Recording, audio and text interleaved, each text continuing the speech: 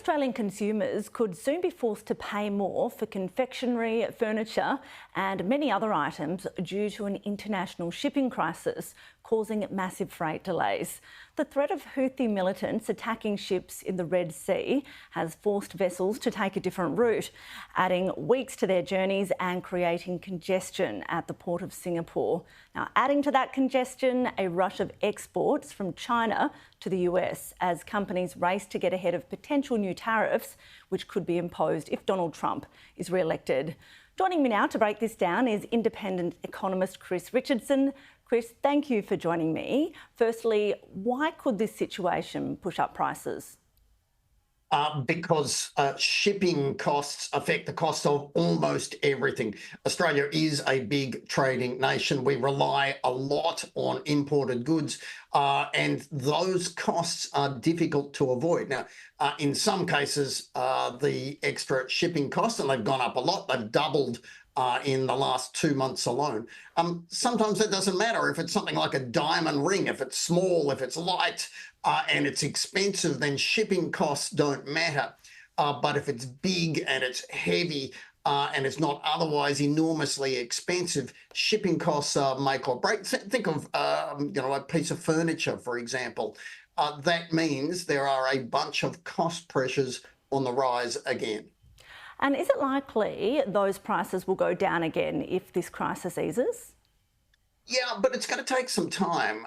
So two things. As you mentioned, the Houthis in the Red Sea, that situation doesn't look like calming down anytime soon. So those extra costs are here for the foreseeable. The additional one, as you also noted, is that exporters in China are trying to get stuff into the US ahead of the reasonable chance that Donald Trump wins the next election and slaps on extra tariffs. Now, that bet could get worse before it gets better. Trump is ahead in the polls and is looking to add extra tariffs, not just to China, but to imports into the US from most nations. Now, this is not only bad for consumers, it's not good for the economy either, is it? What will it mean for inflation? Now, hopefully it doesn't mean too much. And remember, here and around the world, the inflation fight certainly went well for a long period of time. The gains have slowed down here.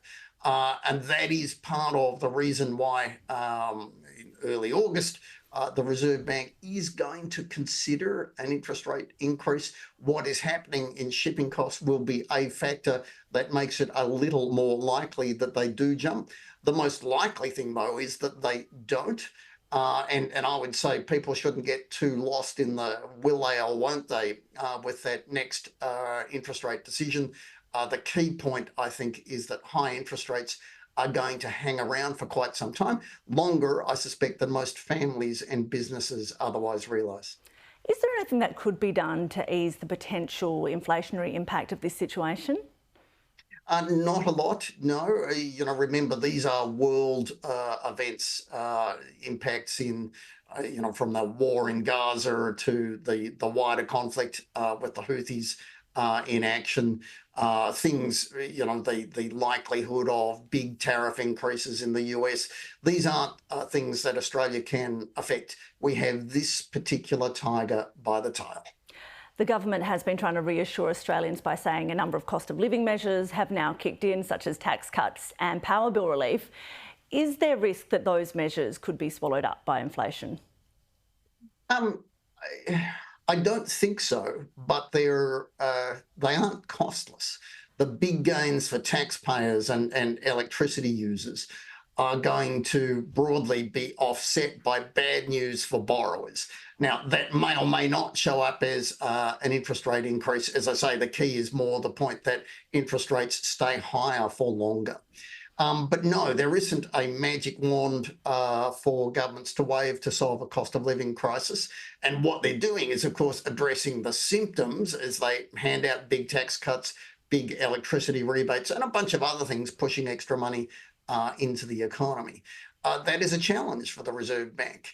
We call it inflation, and yes, measured inflation will go down, but the Reserve Bank's juggle is a deeper one than that. It's basically too much money chasing too little stuff, too much demand relative to supply, and what governments are doing here at home are part of the problem on that front.